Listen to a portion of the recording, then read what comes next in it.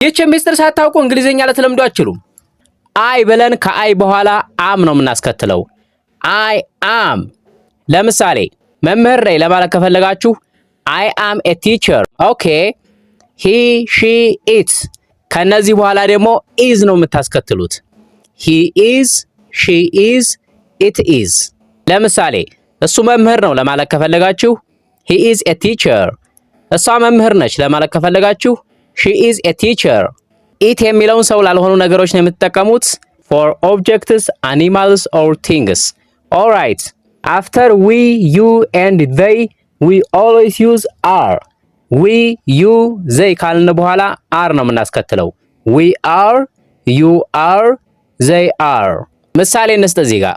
እኛ ደስተኛ ነን ለማለት ከፈለግን we are happy። አንተ ደስተኛ ነህ ለማለት ከፈለግን you are happy። እናንተ ደስተኛ ናችሁ ለማለት ከፈለግን you are happy።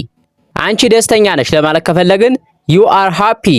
you የሚለው ለሶስት ነገር ነው የምንጠቀምበት፣ አንተ፣ አንቺ ወይም እናንተ ማለት ነው።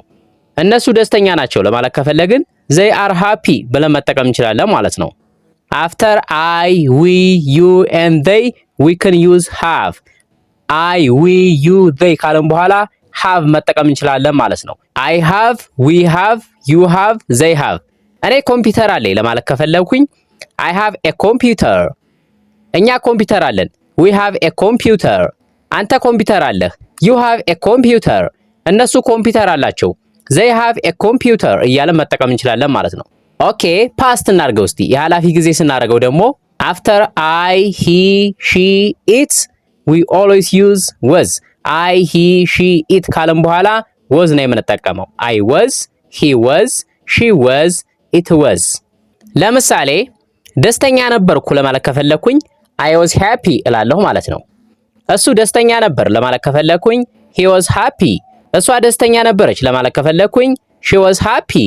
it የሚለውን ሰው ላልሆኑ ነገሮች ነው የምንጠቀመው። alright። after we, you and they we always use were። ከwe you እና they በኋላ ደግሞ were ነው የምንጠቀመው ማለት ነው። we were፣ you were፣ they were።